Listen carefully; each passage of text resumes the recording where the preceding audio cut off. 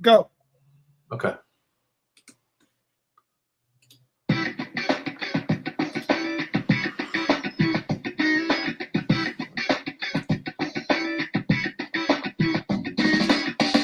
Welcome to Vin and Mike, episode 119, 2025. Happy Welcome New to the Year. new year.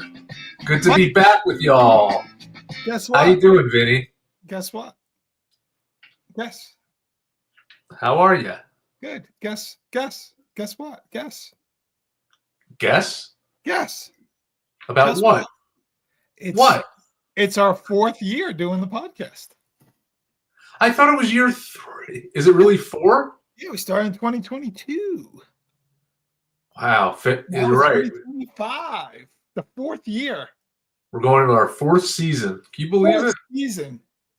And we're doing better than any Jets or Giant coach because none of those guys are around anymore. When we started, they were both different. We will outlast any Jets or Giants coach. That's true. Oh, God. Good to be back, though. It is good.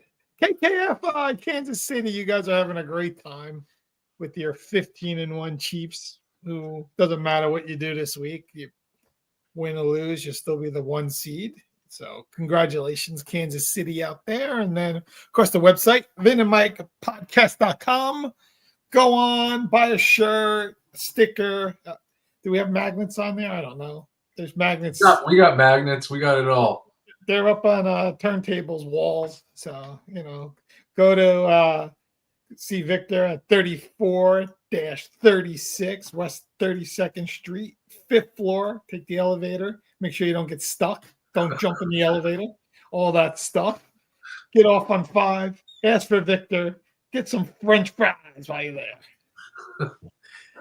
You know what your camera looks like now? Like you're on one of those old MTV videos. Yeah, I know. I don't know what's wrong with it. I'm gonna have to fix it after the. That's all right. It looks kind of cool. Yeah, all right. I'll leave it like that forever. Leave it. Probably my laptop going into the shitter. Yeah, I was. I put up on our Instagram actually because it's crazy that legendary coach, announcer, scholar of the game, UB Brown will be announcing his last game February 9th, which ironically is the day of the Super Bowl as well. Wow. So good sports day. There's a lot of announcers out there. There's a lot of people involved with the game of basketball, but UB's been around forever. Oh yeah. He coached Oscar Robertson. I think he was an assistant coach to Kareem. He had all those summer camps. Just the way he speaks about the game, I don't think there's many people that love the game more than UB Brown. I think there's a lot of, when you hear these announcers talk about him, he was a mentor to a lot of people, whether from a coaching perspective, an announcing perspective. But, the interesting thing about him with the Knicks is that he came around after the great Red Holzman, actually. So he had some big shoes to fill in that arena. And he got to coach Bernard King. And, Vinny, those were some of your favorite teams with Rory Sparrow and those guys. Trent Tucker. But he really, when that team came around, they had a lot of new players, and they had to go under his system. And he was able to get the Knicks back into the playoffs. They had that famous 7-game series against the Celtics in '84. They probably played them best out of anybody. And then obviously the Celtics went on to beat the Lakers that year. And then they had a hard year the following year because King got hurt. He had that horrible ACL injury, right? Yeah. And then we always talk about what if Bernard King played with Patrick Ewing. What if that happened? Yeah. So he had some tough years there. And even though they drafted Patrick Ewing and they thought he was the savior of New York, we all know that there is no I in basketball. It is a team sport. And they were missing some, key people for that team. We always talk about with Patrick that he didn't really have a lot of all-stars from that team. But UB Brown was Patrick's first coach in the NBA, which is interesting. And then he went on to have a great broadcasting career. So it's just crazy just hearing him all these years that he's going to cover his final game. Yeah. How old is he, Mike? I think he's 90 or 91. Wow. That's amazing. Yeah. I will tell you, Patrick never got to play with Bernard, but Karl Anthony Towns gets to play with Jalen Brunson. And you know what? That's a great segue. I'm really excited to talk about this tonight because well, they're starting right now playing. Yeah, so we got the Oklahoma City Thunder. They've won 11 straight. The Knicks have won 9 straight. It's going to be a great game tonight. And the Knicks' schedule has been very favorable. They did take care of business with a lot of these teams under 500. The schedule is going to start to get more difficult, although a lot of games are at home. So now we'll see what this team is really made of. But Vinny said it the other day when we had a text with our friend Matt that at one time the Knicks, they started out the season pretty slowly. They were, 6-8, right? Something like that, right? Yeah. We just said everyone just has to take a deep breath. It's early in the season. Yeah. And let's talk about Karl Anthony Towns. What a player. Yeah. Remember how excited I was? Offensively, defensively. Yeah. And the best part, the major difference with this season opposed to last season is that you don't have to have Jalen Brunson score 30 a game anymore. No. And any given player, there's been 4 players who've already scored 40-plus games, 40-plus before January started, which was incredible. Yeah. You're getting balanced scoring. And as you said, Vinny, when Mitchell Robinson does come back, that's going to help out with the minutes. But, I mean, they've been so much fun to watch and just been very happy with the effort. They are a very unselfish basketball team. They kind of remind me of watching old highlights of those 90s Knicks and also going way back to the early 70s Knicks with, Clyde and Monroe and just, the passing and the give and goes. And it's just really nice to see. Your thoughts? Yeah. I mean, Karl Anthony Towns, I was very happy when they got him, right? I was like, this is the piece that we needed. I've been talking about getting him for, 3 years? Matt used to yell at me and say, how are you going to get him? And we got him. But you make a great point. The big difference is him taking a lot of pressure off Jalen Brunson. I like the way Josh Hart has been playing triple doubles like crazy. Bridges is starting to come into his own. It's nice to see Precious back in the rotation. So once we get Robinson back in and you just start getting the, OG's been, doing his thing and get that 8-man little rotation, right? Deuce and maybe the kid, was Kolick. Maybe he'll get to get in there. How about that stat from the other day that we had? That here's a guy, Kolick, who played a Westchester's Knicks game at 1:00, and then he goes to play. This is the first time ever happened. Played in a G League game, and then was asked to play with the Knicks minutes because Brunson had a calf injury, and then Deuce McBride wasn't playing, and he stepped up and played. And the thing that's so good about him, Vinny, as a rookie, is just seeing his peripheral vision on the court. He really manages the court very well for a rookie. And it's good to see. So. Yeah, it was a good pick. He solidifies the back end of the rotation, right? 9th or 10th man, somewhere in there, an extra guard helps out. Especially like you said, when Brunson's got his little calf injury and Deuce got his hamstring injury, it's a nice guy to help out, with the rotation. But listen, Karl Anthony Towns stays healthy, Brunson stays healthy, Hart stays healthy, Bridges stays healthy. Those are the core 4 right now. OG, throw them in there. Robinson, the rest of them when they all get back. But if we keep that little core nice and healthy and continue and do what they're going to do, this team should make a lot of noise. It's going to be hard. We know Boston, we know what they are.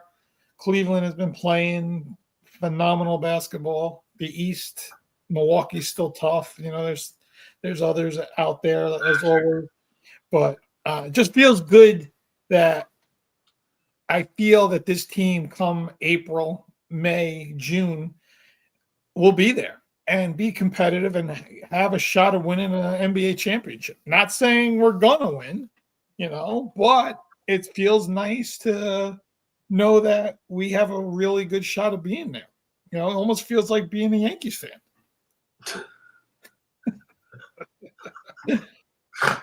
Way to ruin it. I'm just kidding. Kind of. No, I think you make some good points. I think this is a team that could definitely contend. As a matter of fact, DraftKings is not giving Cleveland any respect right now. The Knicks have better odds to win the championship. They're giving the Celtics, I think they're at plus 250, and then the Knicks are like at plus 400 or 500. Pretty incredible that the Knicks are, people are thinking what about are the Cavs at? Plus 1,400. Wow. Which I found, and I'm sure Cavs fans found very disrespectful. So especially they have the best record. Team play, Yeah, that kind of odds pisses teams off. Right.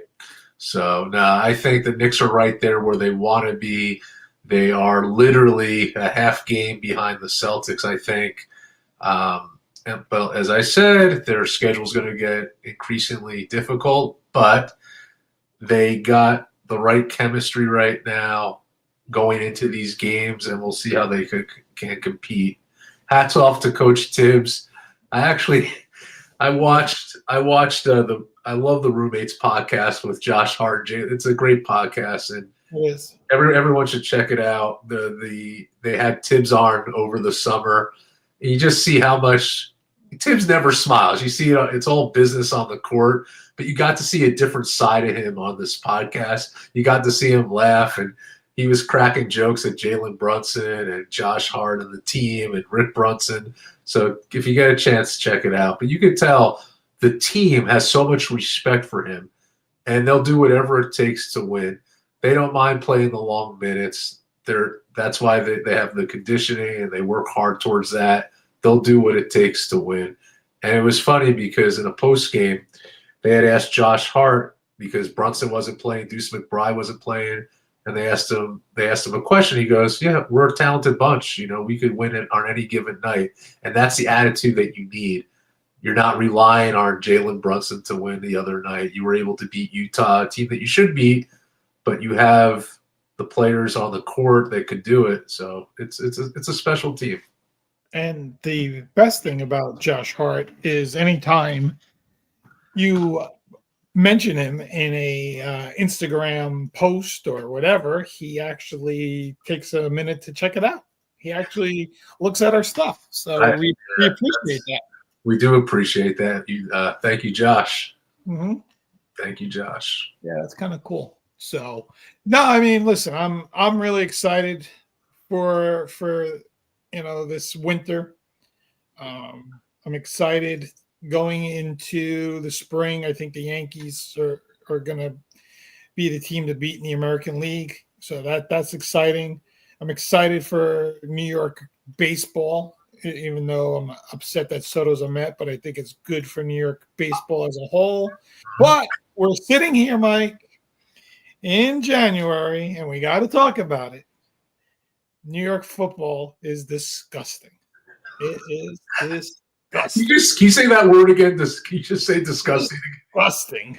It is horrific. It is like watching dry paint. What? Right? Listen. It is terrible. And on top of that, the Jets had to interview Ron Rivera, out of all people, today. It kind of gave. Listen, I like Ron Rivera. Yeah, as a person. Yeah. I always thought he was a great guy. I think he's just he was a really good football player, part of the 85 Bears, led the Panthers team, and just did a lot of good things for football as a whole. But, his coaching was less than desirable. And I don't know. I just don't know what the Jets are thinking at all. But isn't that the trend? Well, I will say, and I'll just give them some credit, right? That they did say they want to bring in somebody that was a head coach at one time. Wow, that's right? great, Vinny. Now, Wow, come on. would I want to bring in Ron Rivera, who really just completely failed altogether in Washington? It's like Vinny. It's like bringing in Rich Kotite when he coached the Eagles. Oh, no, that was the worst. That's what it reminds me of. Not as bad. No. But kind of on that caliber where when they brought in Rich Kotite, he wasn't even winning for them. And he had kind of what were they thinking back then? Same kind of thing. He lost the last 8 games for the Eagles. How do you make that kind of decision? Who in the right mind says this is a good idea? I mean, come on. That's like if they go out and hire Matt Eberflus from the Bears. We hired Dennis Allen. Yeah. The New York Jets today have hired Dennis Allen, former New Orleans Saints head coach. Yeah. The thing that really, and we're closing out the season this week, thank goodness for these football teams. But as I said, the difference with the Jets and Giants, you tell me if you agree, before the season started, we knew it was an uphill battle for the Giants. Yeah. We didn't know which Daniel Jones was going to come in. We know the whole Saquon thing, right? But when you looked at these Jets in the preseason and the talent that they had, how they built up the offensive line, potential top 5 defense, Rodgers back from injury, we both thought, as well as I would say 99% of the people, that the Jets would be a playoff team this year. And there wasn't any reason not to. Yeah. Well, but after the firing of Saleh, which we both agreed that it was premature, it just went downhill even further. And when you're a quarterback, you have to take accountability. You have to be the leader. And Aaron Rodgers was not doing that all year. And what you said a couple weeks ago, you gave him a 5% chance to come back. And I kind of agree with that now to the Jets. I think he may come back to football. I don't think he's going to come on the Jets because he's been so disrespectful comments to Woody Johnson that I don't think they would want him back. But then you ask yourself, what do they do next year? The quarterback class is a lot weaker this year. They've put themselves in a position now where they're not going to get a top 3 or 4 pick. They're going to be like 5, 6, or 7th, right? So what do you do if you're the Jets? So it's the same thing. It's like Groundhog Day. Yeah, I don't get it. Aaron Rodgers, like I told you probably a month ago, is probably the biggest failure in Jets history for somebody that was going to bring in somebody you brought in that thought you would win 11, 12 games with, right? And I was saying it the other day. I think I was telling my brother. I said New England did exactly what we expected them to do. Be a bad team. Miami, we didn't think was going to be as good as they were last year, which they're not, right? We weren't sure which Buffalo team was going to show up. They're probably much better than we expected them to be. But we expected the Jets to compete with Buffalo, at least for the division, if not, get a wild card. They're the only team of the 4 that didn't come through in our prediction. Right? When we originally talked about it, Mike, we were like, New England's going to, rebuild. Miami's not as good. I think the Jets could compete with Buffalo for the division, and they were the one team that didn't follow the path, But to your point, the whole Mike Williams thing with Aaron Rodgers, he ended up getting the guy traded out of there, because, he doesn't run the routes right or whatever, I can tell you how many throws this guy has made in clutch situations in games that if he makes the right throw, they win the game. Picks like galore, bad passes, not getting the ball down the field, just a lot of 3 and outs, just a lot of bad play. I think the offensive line wasn't great. I think the kid that they brought in from Penn State, was it that they brought in? Yeah, I'm blanking.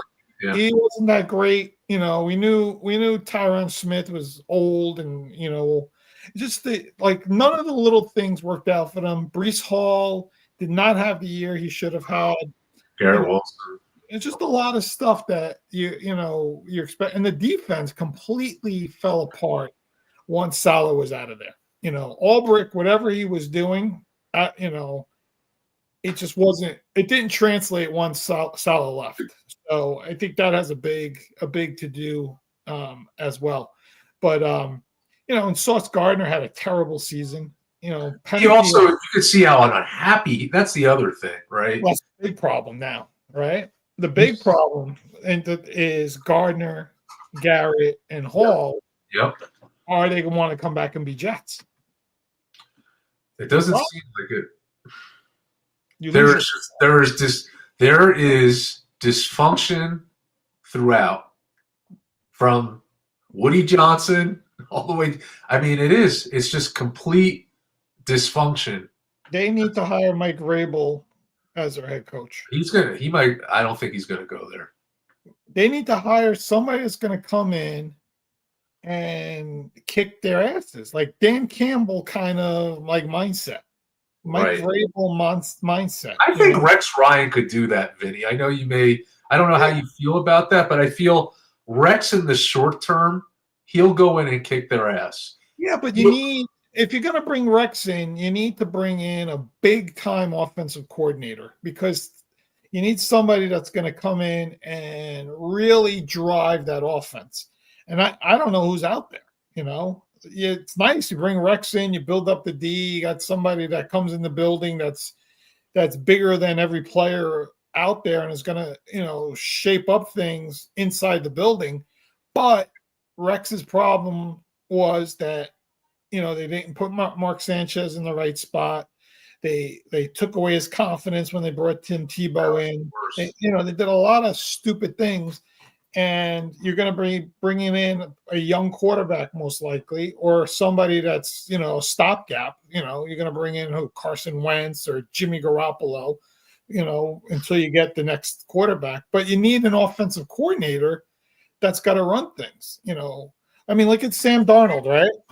Kevin O'Connell's got that offense running on high gear. I think me and you could quarterback Minnesota the way he's got that offense running. But but in reality, look how good Sam Darnold has looked, right? He spent the year out in San Francisco learning from Kyle Shanahan. He goes out to Minnesota, where they have that similar kind of offense and very friendly, a lot of talent, and is doing well. This Jets team has got Garrett Wilson, Devontae Adams, Brees Hall. There's a lot of talent there. You need a quarterback that's got to come in and simplify the offense for them. So if you're going to bring in Rex, you got to have to bring in a big offensive coordinator, or you got to go out and hire, Ben Johnson or someone like a Cliff Kingsbury, right? You need somebody that could come in and just bring a big offense with them. So I don't know. Yeah, it's a lot. It's a lot. And you make a very good point with this draft class. I'm not sold on Sanders. I think Cam Ward is better. If I'm drafting anyone, that's who I'm drafting, if he's there at this point. If he's there. I doubt, the Jets are 6?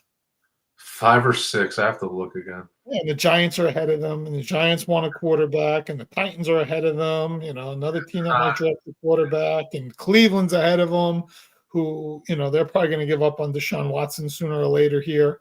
It's just like there's teams ahead of them that might take Cam Ward and even might take Sanders. And then, they are at 6, and what are you going to draft? Another offensive lineman, another defensive lineman? It's at the point where you need to get that big quarterback. do you try to make a Jared Goff kind of trade, like you trade one quarterback for another? You can't trade Rodgers, but I'm just saying, I don't know. I really don't know. I don't know. It will be very interesting. Yeah, I mean, but just sad because it's just it's crazy. But here's what's year after year we keep having this conversation. I know. But here's what's nuts. Mm-hmm. Carson Wentz is going to play this week, right, for Kansas City. He's going to play a pretty good Denver defensive team, a Denver team that has to win. If Carson Wentz goes out and throws 250 yards and 2 touchdowns and Kansas City wins, everybody's going to be on the Carson Wentz bandwagon to bring him in as your quarterback next year. Everyone's going to be like, oh, he was a number 2 pick. He almost won the MVP in Philadelphia the year they won the Super Bowl. He had he got bad luck. He got hurt, but now look at him. He's reborn. He knows how to run an offense. He worked under Andy Reid this whole year. He'll be great. And the Jets will end up with Carson Wentz, and you'll be even more miserable next year than you are this year. I don't know. Yeah, but what are the Giants at the same time? What are the Giants going to do? Giants have no quarterback, zero. They don't have any quarterback on that roster. They won a game that cost them the number 1 overall picks. So now they don't even have an opportunity right now to decide if they want Cam Ward or Sanders. It's just like, now what do they do? It's like they're in the same situation. They're going to bring Carson Wentz in. Everybody's going to have Carson Wentz next year, including the Raiders. By the way, on a side note, congrats on your fantasy good showing this year. Vinny finished second this year in our fantasy league. Your team was just consistently scoring a lot of points every week. You really. Once they got healthy, they were the best team in the league. Even though I'm telling you, Mike, it was 3 minutes to go. I'll tell the audience. Yes. 3 minutes to go. I had the lead. I had Goff, and I had Gurendo from San Fran. My opponent had George Kittle and Jahmyr Gibbs. With 3 minutes to go, I think I was up by 6 points or 5 points, something like that. All right. And Gibbs is nowhere to be found. Goff has got the ball. I'm like, all right, I just need one more touchdown from Goff here. It won't matter what George Kittle does if San Fran gets the ball back. I'm like, I'm good. They're moving the ball. I said, you know what? Let's run the clock out. I'm like, I'm in good shape here. Gibbs comes back in. He's lined up to the outside. I'm like, all right, if they throw the ball to him, that's fine because he can score a touchdown as long as Goff gets the touchdown. Gibbs then lines up in the backfield. They do this little toss play to the right. He runs down 30 yards, touchdown. I'm like, that's it. I lost. That was it. That was the end. Right there. Boop, boop. But it was a very competitive matchup. I scored a lot of points again, but just not enough. Yeah. But I did. At least I got to beat Steve in week 1. I beat John Codman in week 2, so it was a little fun beating some of our friends or guests too, and former guests. That's right. Let's talk about the good teams now. This NFL playoff preview. Yeah. So, question to you is: right now, as we look at this and we look at the NFC and AFC picture, you had mentioned your Super Bowl pick last time we spoke were the Bills and the Eagles. No, not the Bills. Kansas. Chiefs and Eagles. Chiefs and Eagles. Yep. Are you still on that, or have you changed your ways? I said whoever wins the Thursday night game, week 1, whoever wins the Friday night game, week 1, those winners were going to be my Super Bowl picks, and that was Chiefs winning Thursday night, beating Baltimore, if I'm correct, and it was Kansas City. I'm sorry, it was Philadelphia beating Green Bay in Brazil, if I'm correct. Okay. So Chiefs Eagles won those games, and I'm going to stick to my guns and still say Chiefs and Eagles, but I would be not surprised. Whoever wins Sunday night in Detroit, Could be a great one. 1 seed, that they could go on a run and go to the Super Bowl. But I don't think anyone in the AFC is going to beat the Chiefs. I just don't. I know the Bills and Josh and Baltimore and Lamar, but you got to go into Kansas City, a team that's going to be very well rested, very ready to play. And Pat Mahomes is not even in the Pro Bowl. He didn't even get selected to the Pro Bowl. He's not even in the MVP conversation. That guy is going to feel a way about himself, and You're just fueling his fire. He's just going to light it up. He's going to be healthy. He's got Xavier Worthy. He's got Hollywood Brown. He's got DeAndre Hopkins. He's got Pacheco. He's got Kareem Hunt. He's got his man, Travis Kelce. They're all going to be healthy and firing on all cylinders in Kansas City. Andy Reid, Spagnola's defense. I mean, it's going to be tough to beat them. It's but I tell you, I'm hoping for Philadelphia, Detroit, in Detroit for the NFC Championship. Now, again, I don't know if Detroit's even going to beat Minnesota, but I think a Detroit Eagles NFC Championship game will be very exciting. You know what's amazing? I mean, they came very close to it, the Chiefs, last week. They haven't scored 30 points the whole season. Well, 31. Oh, is it 31 points then? Yeah. It's over 30. Over 30. Thank you. They've scored 30 exactly, I think, twice. But they're one of like 4 teams that haven't done over 30, and the other 3 are like New England, Tennessee. It's like the 4 worst teams in football. Yeah. Who are your teams that can make a good run in the playoffs that will come out of nowhere? Who do you think is playing hot at the right time that could potentially make a run and be looked at? The Bengals, if they could get there. I just don't know if they're going to get there. Joe Burrow's been unbelievable. He's as good as anybody, even though their defense is garbage. But, they have a good shot.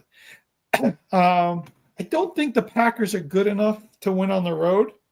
A little concerned about them winning on the road because their losses have been to, I think, Minnesota twice, Detroit twice, and I think Philadelphia was their other loss.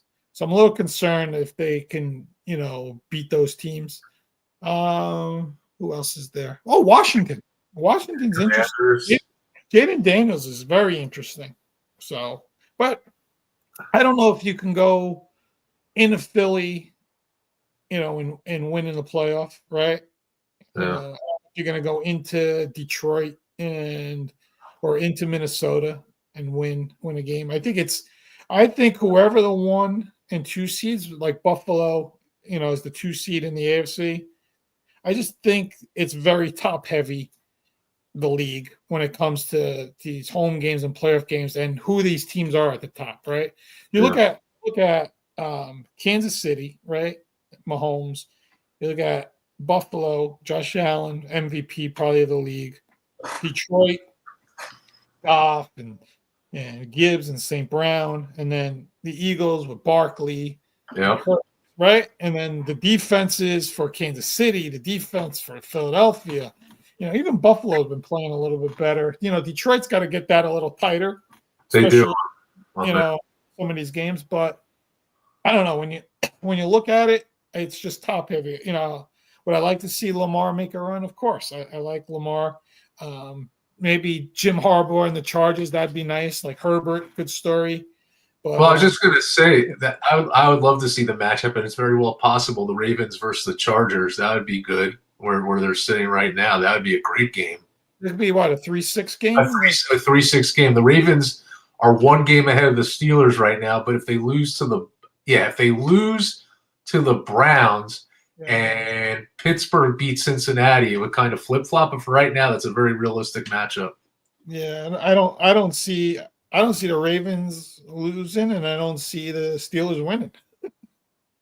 I think the Bengals are going to win that game and still get screwed out of the playoffs because Denver's playing a shell Kansas City team, right? Everyone's resting, and the Dolphins are playing the Jets.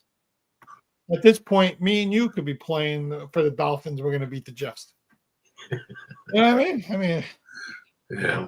Well, I think the Bengals, their road is much more difficult than anticipated. But if you remember a few weeks ago, I think when we talked about it, we didn't think they even had a shot of even being mentioned, and at least they have a shot on Sunday. Yeah, that they do.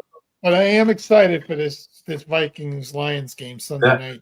How awesome is that it comes down to the last game of the year and what the meeting is. It's great. 2 14-2 teams, winner becomes the 1 seed. The loser basically has to go on the road for the entire playoffs to try to even win. Great for the NFL. And speaking of which, just to talk about this topic for a second, NFL ratings as usual have been fantastic. Yeah, of course. And this year they had the Christmas games, and the ratings were through the roof. But the NBA ratings have been down. And the NFL was on Netflix. So the NBA is having a big problem now Yeah. With ratings and people watching. Yeah. Some people think it has to do with just how the game has changed. Those playing games did not help them at all. The amount of 3-pointers that are taken per game. What are you thinking right now with NBA, and where do they go from here to get those ratings? Yeah, I heard two good arguments about it. One was there's still these stars taking too much time off during the season, right? Resting and all that stuff. It takes away from people interest in the season. So I think that has a lot to do with it. But I think you hit the big nail on the head. It's a 3-point, league, and every offense, if you watch them, is just high pick and rolls and shoot threes, and high pick and rolls and shoot threes, and high pick and rolls and shoot threes, and every team does it, and it's very boring basketball to watch, especially in January when the NFL is going, right? So, would you rather watch, the Chiefs play? Who did they end up playing on Christmas Day? They played. Who was that? Oh, Denver, no. It was Steelers. Steelers, right? Yeah, that's right. So they played the Steelers, and Baltimore played Houston. Both games were terrible. They were terrible. But you'd rather watch that than watch the NBA games that were on. Netflix paid $150 million for that. But again, just to go back, I just think it's too much 3-point shooting, and I think it's too much of not really highlighting your stars in the league, right? We got Wembanyama playing the Knicks at 12 o'clock. It was nice to watch. It was nice to watch. Wemby played well, but after that game was over, I was like, I don't really feel like watching the rest of the games. I think it's becoming almost like baseball, where it's becoming more regionalized basketball than it's national. And I don't know where that started, but I think a lot of it just has to do with it's not a lot of exciting guys, and the big exciting players, and you can see by the All-Star voting, LeBron and Steph aren't even the top vote getters anymore, right? So people are going away from like the 2 biggest stars in the game, quote unquote, right? The 2 biggest stars right now. So they're getting old. The league is getting, you got to find somebody, and it might be Wemby that's just going to come out and dominate and make people excited to watch basketball. I'll say this about this whole thing. The thing that really, I have to say that a couple commentators were saying that I absolutely disagree with was that they were criticizing the show Inside the NBA. And to me, you have to see it.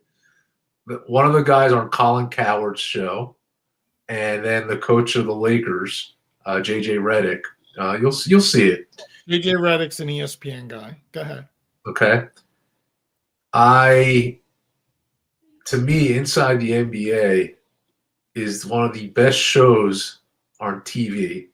They provide a real great analysis of the games, and it's truthful kind of observations, right? And they'll make comments. But people I know for a fact, they'll tune in to watch those guys, that chemistry, to watch, to really see what's going on. So to knock that show for the ratings is not even close.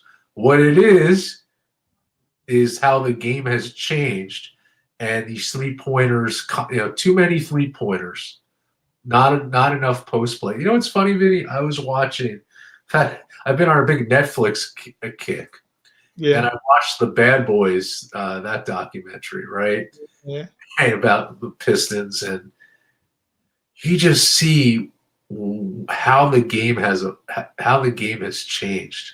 Yeah. What there was an instance where Bill Laimbeer in the playoffs took down Larry Bird, took him down. And I know exactly what you're talking about. Yeah, and he was not thrown out, right? Larry Bird threw a ball at him, right? Yeah. The next game, Robert Parrish gives a blatant elbow to Laimbeer. So obvious, wasn't thrown out of the game. And now you look at some of the guys in the NBA, they do the flip flop, the flip flopping, and and I think the most important asset for the NBA is the fan. They're the ones that go to the games. They're the ones who put in the ratings, right? Also, I'll say this, that I feel to just go in and enjoy a game right now is so expensive, right?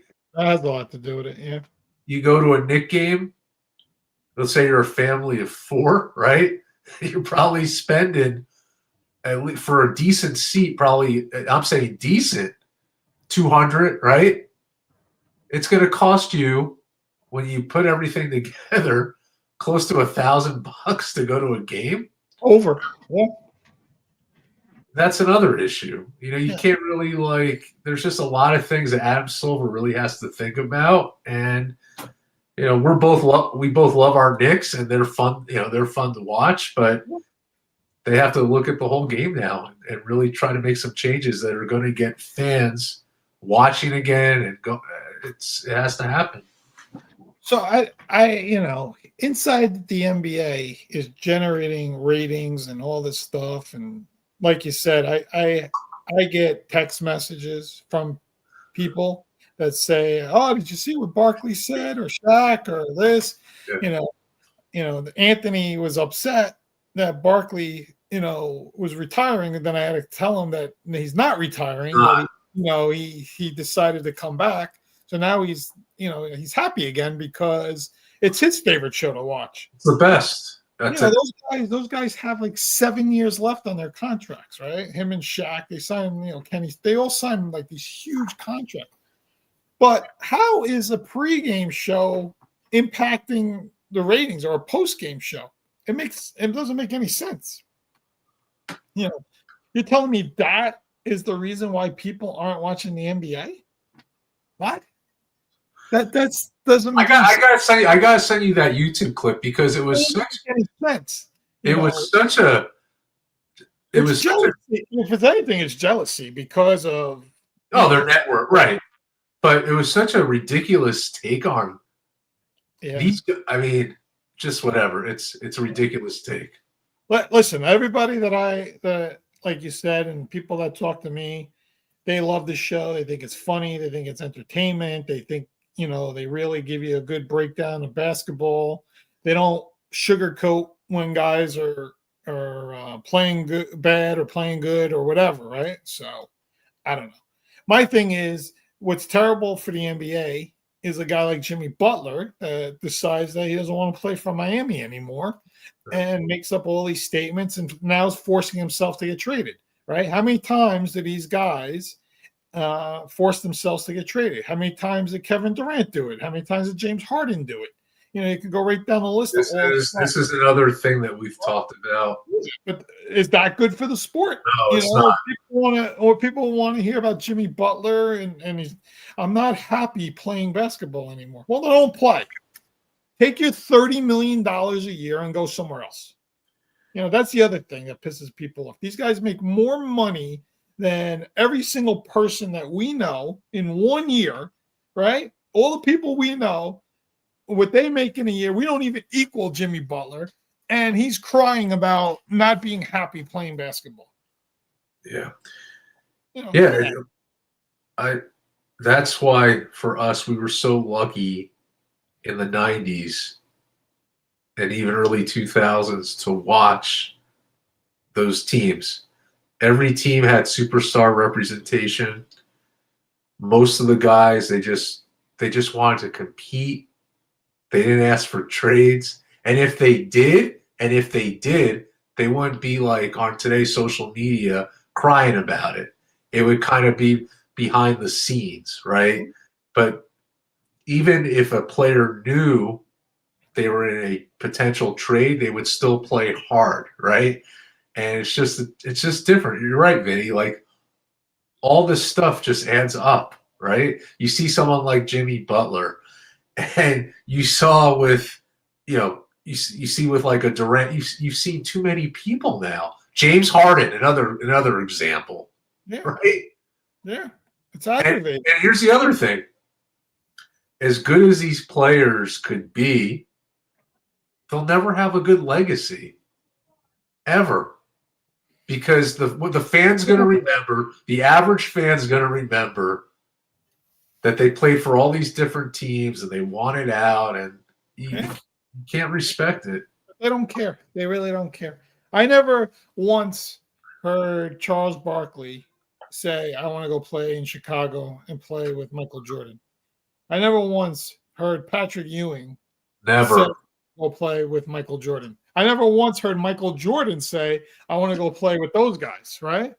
If anything, I want to beat those guys. I want to bury them into the ground, They're my friends. We're going to, we'll continue to be friends, but, I'm going to beat them into a pulp, right? Yeah. Here we are. Everybody's got to, I got to play with you. You're going to play with me. We're going to be friends. We're going to hug on the court, all this stuff. Some of it, let's Kobe Bryant, man, his best friend in the world, Pau Gasol, best friend in the world. They're godparents to each other's kids, right? The whole thing, Kobe goes out there in the Olympics, Gasol's in Spain, Kobe, and what does Kobe do? He fucking trashes him. He freaking charges him, knocks him to the ground, and makes it a point that, hey, we're buddies, but we're playing basketball against each other, right? And if you ever listen to that story, and LeBron and Wade and all those guys that were playing with Kobe were all like in shock.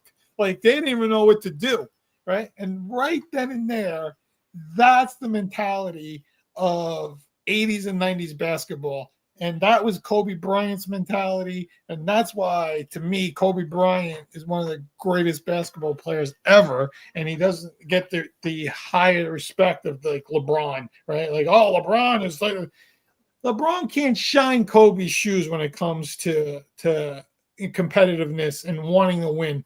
If he had any of that, he'd have 10 championships. He'd be Bill Russell. But that's why I always say LeBron is great. I take nothing away from him, but he's not Michael Jordan. He's not Kobe Bryant. He's not any of those guys. He's just not. And he's, and that's what the NBA needs back. They need somebody to come in and just be that superstar but have a freaking be the face of the game. Be that killer mindset, right. Like screw everybody. I'm here to win, and I'm going to win. And as Mike Tyson said, I'm going to eat your children. Oh. That's right. But you're right.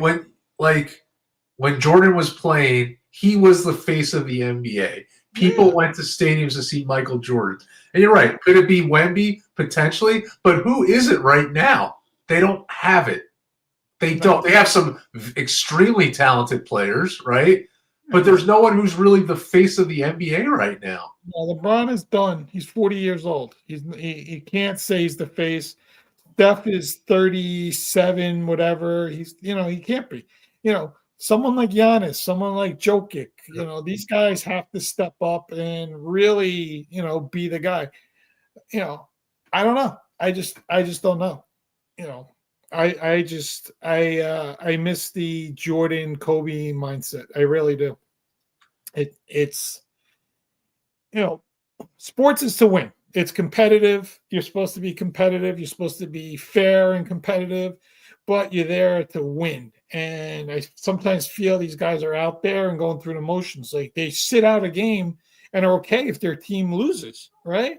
You watch the old Kobe video when he was on Jimmy Kimmel when he was hurt that year. Oh yeah, and those guys were like celebrating. Yeah, they were celebrating. Jimmy Kimmel goes, would you be celebrating like that after that win? Yeah. And he side-eyed Kimmel like that shit ain't gonna happen when I was there. No. I'm just like, I don't know. That's what the NBA is missing. They're missing that edge, right? Yeah. Like when you watch football. Mm-hmm. And you look at the stars, you look at Josh Allen, you look at Mahomes, you look at Lamar, right? Those are like the three big like stars, Jalen Hurts, Barkley, you could go, but watch them play the game. They all have an edge to them. They all want to beat each other. They're all out there. Do they, at the end of the game, do they shake hands and wish each other well and everything? Absolutely. It's part of, fair play and all that. But when they're on that field, that competitive drive, that edge of trying to beat each other, it's there. And that's, I think, what the NBA is missing. You made a really good point, the national versus regional experience. And I feel like best way I could put it, when the NBA was on NBC, no matter who was playing for the most part, people tuned in. Yeah. Now people are not tuning in. No. That's the NBA had a huge national presence. And now it's just like you'll get a game on even Christmas and you could say, yeah, the Knicks played the Spurs. Do you remember the other teams that played? I bet you can. Yeah, but again, it comes down to, do these guys really care that much about winning every single game? I know when I watched Bulls and the Knicks in the 90s, the Pistons, like you said, the Magic Johnson Lakers, the Larry Bird Celtics, I could go through all those teams. All they wanted to do is win every game. They all wanted to go 82-0, every one of them. There never was a time where they said, it's okay, we lost today. It was never okay to lose. So I think that has something to do with it. Guy's not playing. He's smiling on the side. He's not even really hurt. He's taking the day off. He doesn't care if his team wins or loses. It's a long season, all that stuff. It's like, well, why do I want to watch this? Right. And then people, yeah. I don't want to watch. We'll see. Adam Silver has a lot to think about. Yeah. Billy Martin would never take this as Yankee manager. Billy Martin would have freaking thrown your ass in the clubhouse. He would have thrown you off the field like he did Reggie Jackson. I could watch that clip over and over. That was just crazy. Just Fenway Park pulls them off the field. They almost freaking kill each other in the dugout.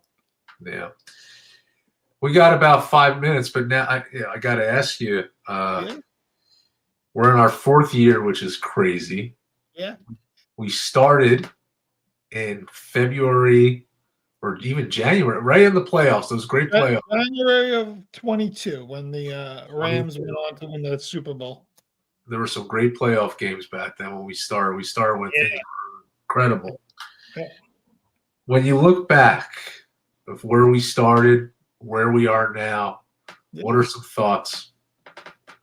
Yeah, I didn't know how long we would do this. I didn't know what was going to come out of it, but I do know that we put our best foot forward when we started, and till today, we still put our best foot forward. It's been exciting to reach out to different people of all different sports, right? National TV hosts, local TV hosts, former NFL players, former major league players, NASCAR president of a racetrack, right? Like there's WFAN host, New York Daily News Jets beat reporter. Like you could go through like everyone that's been on and the layers on top of a Matt Carl or an Anthony or a Steve or Kyle, who's been on more than anyone, right? Or having our 100th episode live and passing a microphone around to everybody. That was special. That was a great night. Stuff. It's been great. Would I've ever thought we would have done any of that? Hell no. I thought it would be me and you staring at each other, occasionally having, a schmucky friend come on, talk about schmucky things and just have fun with it. I think either way, we always had fun with it. I think we still do. I like coming on here, and this is something that people don't realize we did prior to the podcast, right? We would talk for an hour, especially during COVID, when we were home and stuck, doing remote work, which was very, very hard on all of us. But me and you were able to talk about any kind of sports still, even though it wasn't really even going on, and just talk about old stuff, and then talk about the Bulls documentary that everybody was waiting for, right? And then the sports started slowly coming back. But we spoke almost every day for an hour. We do this once a week, once a month sometimes because we're busy. But back then we did it every day. And to turn it into something where we have an audience, people, from all over the world that listen, right? Like to get like numbers from people that were one of the top 50 sports podcasts in Vietnam, right? Like what? Like who's listening to us in Vietnam? Right? You believe that's one of the highest, Vietnam of all places? Like it's crazy, right? Yeah. The amount of listeners we have from India, right? But then people like out in Arizona and Florida and Ohio that we don't even know, right? And people that comment, and been listening to the show either via Spotify or Apple or just watching on YouTube. All that is just great. As we sit here year 4, like there's not a part of the show at anywhere that I said, that wasn't the best episode. To me, I'm like, every episode has got its unique approach. Of course, some are better than others, right? They just naturally are. Some guests are better than others. Some topics are better than others. Some of the fun and laughters that we had have been great. But I don't know. There's nothing to me that I would change, after 4 years. But I'm very shocked in the amount of people and just the overall I don't know what's the word, the overall the overall just everyone just enjoying what we're doing. It's been great. Yeah, for me, kind of just as you said, just in some different words, that it's whether you're a friend or ex-NFL quarterback, author, I think the thing with us is that we treat everybody the same. Yeah. There's no intimidation coming on this show. We play off each other well. I had just put in an Instagram post that I think going into year 4, we have the same attitude and grit. And every time we go on, we put a good product together. It's always professional. To me, when we did that 100th episode, I think about it time to time how special that was, and just the audience that was there, the enthusiasm, passing around the microphone, people telling their stories. just having a good time, the support, and it's funny too because some of our teams have not had a lot of success. No. But we always have a different spin on things. I made a joke recently that it's always good to look back at some of the older episodes, and some of our predictions are great and some of them are way off, like outer space. But it's just so much fun to do, and just looking forward to many more episodes. I can't believe we're in year 4. I can't believe how quickly that went. Yeah. And from a conversation that happened at a steak restaurant, yeah, that we were just at, it's just crazy how you look back at that and then you're here. Amazing.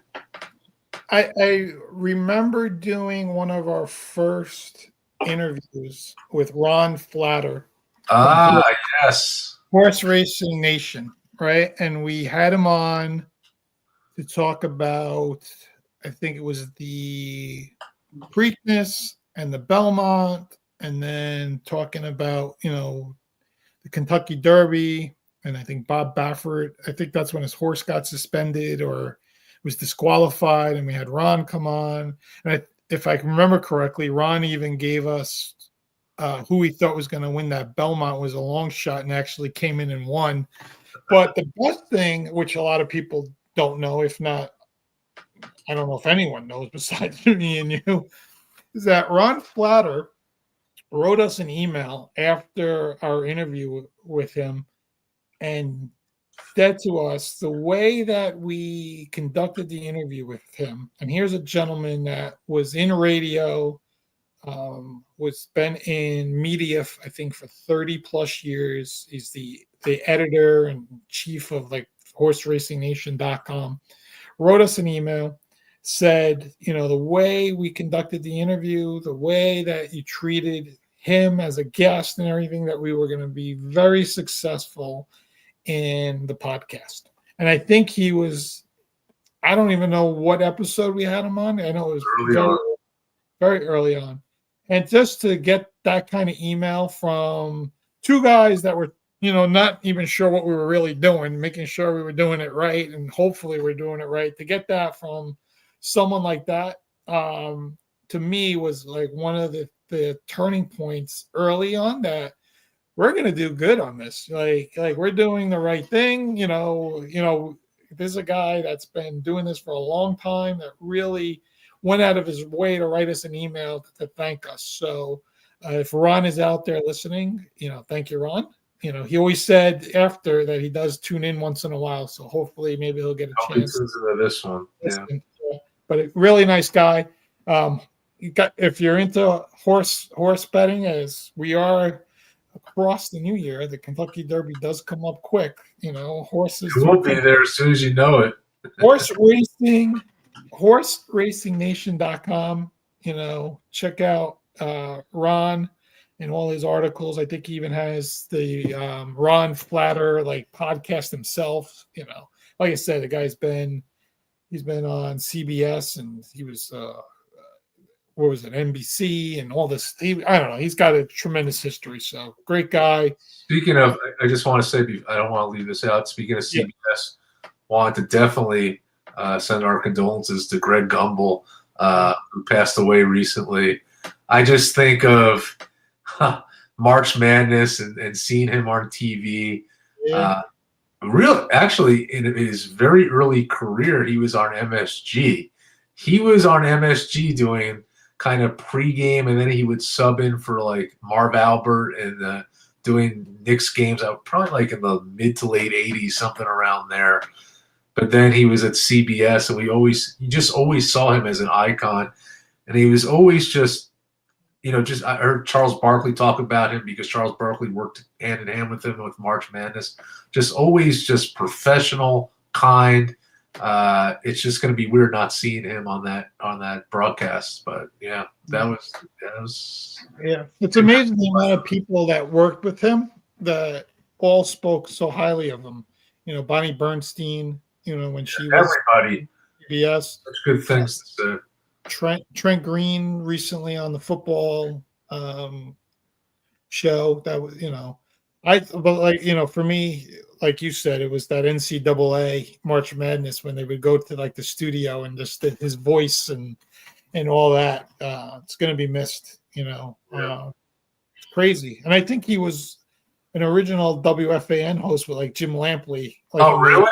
Like the WFAN first launched, they had like these big like national guys to do shows, and I think he was one of the like original like guys they had to do like a 2-hour show or something. Real quick, guess the score of the Knicks game right now. It's almost halftime, and then we'll get going here. We're in OKC, right? Yep. I'm gonna say 51-41 OKC. Well, you're almost right with the 51. It's 52 to OKC. To the Knicks, 66.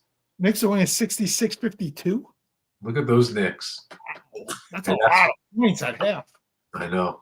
Well, that's what I'm going to do. Watch that second half, as I'm sure you are. I am. That's a good idea. It is our first episode of Happy New Year. Just think, we were wearing masks sitting because Omicron was out in the poor restaurant. Every reservation was canceled except us. We sat there.